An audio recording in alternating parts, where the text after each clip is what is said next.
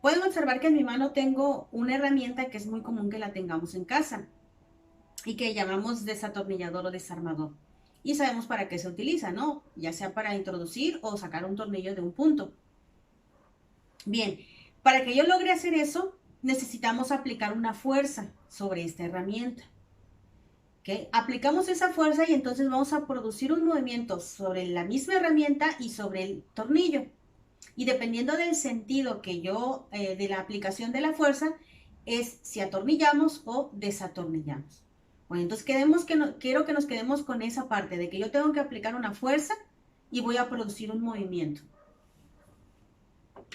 Bien, tenemos aquí en el pizarrón una representación, una figura, en donde hay unas líneas verdes que me van a representar un eje. Y sobre él hay un punto central, al que vamos a conocer a partir de ahora como eje de rotación. Podemos observar que sobre este eje están actuando dos fuerzas, están aplicando dos fuerzas. Aquí tenemos F1 y tenemos F2. Vamos a considerar que ambas fuerzas tienen la misma magnitud o el mismo valor. Y si observamos cómo se están aplicando las fuerzas, estas son perpendiculares al eje de rotación. Y también podemos observar que el sentido que tienen son contrarios entre sí. Entonces, cuando nosotros aplicamos dos fuerzas de la misma magnitud, perpendicular al eje de rotación y en sentido contrario entre sí, vamos a ocasionar que se produzca un fenómeno llamado par de fuerzas. ¿Por qué se produce este fenómeno? Bueno, porque las fuerzas que estamos aplicando sobre el eje no son concurrentes. ¿Qué significa que no son concurrentes? Bueno, que no tienen un mismo punto de origen o un mismo punto de aplicación, no se intersectan en ningún punto entre sí. Entonces, como no se intersectan en ningún momento, esas fuerzas lo que me van a llevar a producir, dijimos, es el fenómeno de par de fuerzas. ¿Y ese fenómeno qué es? Que se produzca un giro. Un giro sobre este eje de rotación. ¿Ok?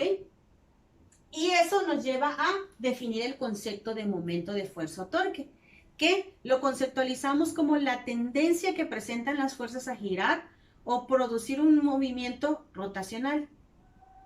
¿Ok? Tenemos aquí una figura de una herramienta. ¿Ok? La vamos a utilizar para definir conceptos que son importantes dentro de lo que es el momento de fuerza o torque. Entonces tenemos esta herramienta y una tuerca. ¿Okay? Obviamente, si sabemos nosotros que queremos hacer girar esa tuerca, tenemos que aplicar una fuerza. ¿Okay? Y si, dependiendo del sentido en el que la apliquemos, pues vamos a lograr que esa tuerca se afloje o suceda lo contrario. Tenemos aquí, observamos que tenemos representadas tres fuerzas, F1, F2 y F3, con el mismo sentido. Bueno, y tenemos un concepto aquí que se llama línea de acción. Esa línea de acción simplemente lo que nos va a representar es dónde se está ejecutando la fuerza, hacia dónde está actuando. Ok, en este caso, pues todas tienen la misma línea de acción. El mismo sentido. Bien. Tenemos una parte, en esta figura vemos aquí, en donde la tuerca me va a representar, toda esta parte me va a representar un eje de rotación. ¿Qué es el eje de rotación? Bueno, el punto en donde va a girar, en donde se va a producir el giro. Y observamos que de la aplicación de la fuerza con respecto a este eje de rotación hay una distancia. En este caso, la fuerza 1 con respecto al eje de rotación, su distancia es 0, nula. F2 con respecto al eje de rotación hay una distancia de 2. Y F3 con respecto al eje de rotación hay una distancia de 3. ¿Ok? Esa distancia perpendicular entre la aplicación de la fuerza a la línea de acción y el eje de rotación es lo que conocemos como brazo de palanca. Entre mayor sea este brazo de palanca, más fácil va a ser el que se produzca el giro. Si yo aplico esta fuerza exactamente sobre mi eje de rotación, es decir, no tengo una distancia perpendicular diferente de 0 entre la fuerza y el eje de rotación, no se va a producir un giro. Esa fuerza no va a ocasionar que haya un giro. F2, la distancia que hay entre esa línea de acción y el eje de rotación es mayor. Sí hay una distancia. Entonces, aquí sí se va a producir un giro. Y F3, todavía la distancia que hay con respecto a la línea de acción y el eje de rotación es todavía mayor. Entonces, es mucho más fácil que el giro se produzca. Entonces, entre mayor sea el brazo de palanca, es más fácil que se produzca un giro. ¿Sí? Tomemos el ejemplo de una puerta y háganlo en casa. Ustedes tienen una puerta y si la quieren abrir o cerrar, pues generalmente lo hacemos de la manija.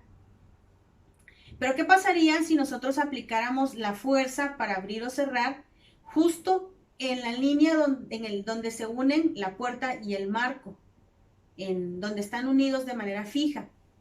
Si tú quieres, aplicas esa fuerza en ese punto, inténtalo exactamente sobre ese punto y no vas a producir ningún giro, porque estás aplicando tu fuerza exactamente en el eje de rotación, o sea, en el punto donde gira la puerta. ¿Ok? Entonces no vas a producir ningún giro. Pero si tú vas aplicando fuerza en la puerta a una mayor distancia con respecto a tu eje de rotación, entonces sí vas a empezar a producir giros.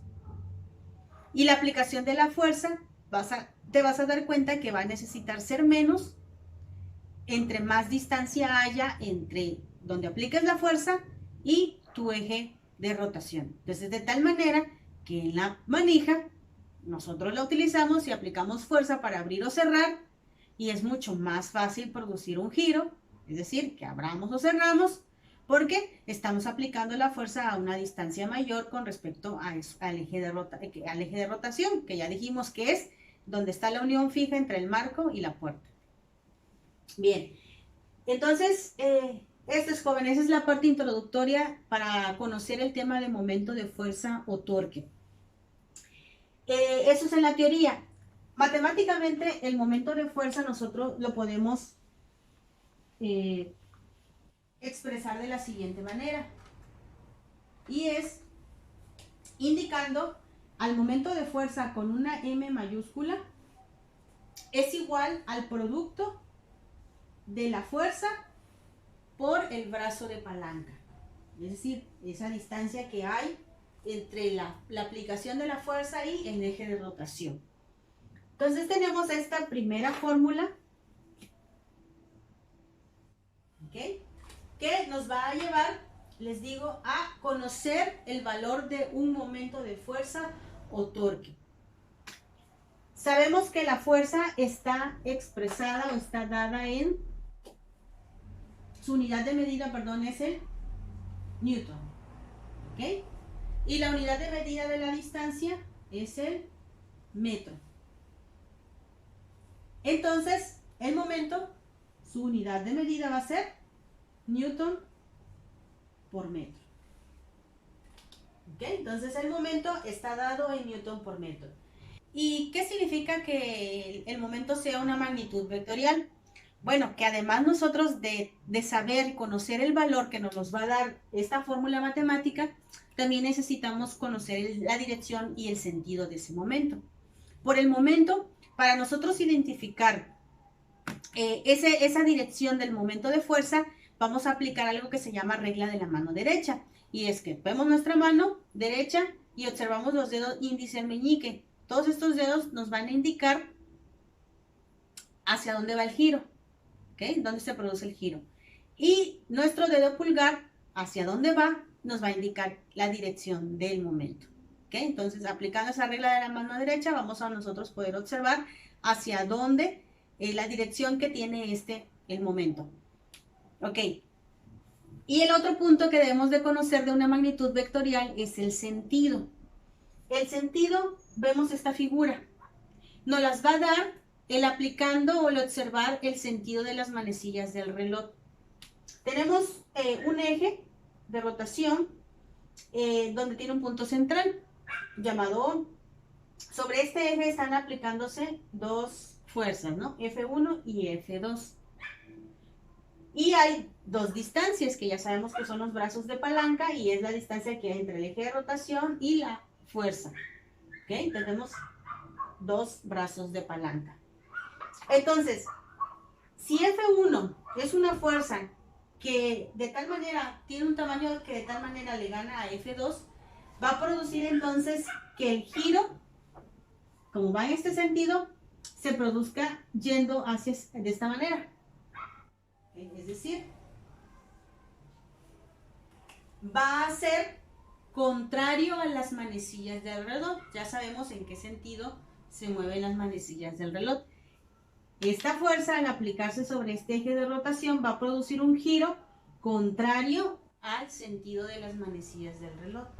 Entonces, el momento que va a producir esta fuerza, que le vamos a llamar M subíndice O, para identificar que se refiere a este punto, va a ser positivo. ¿Ok?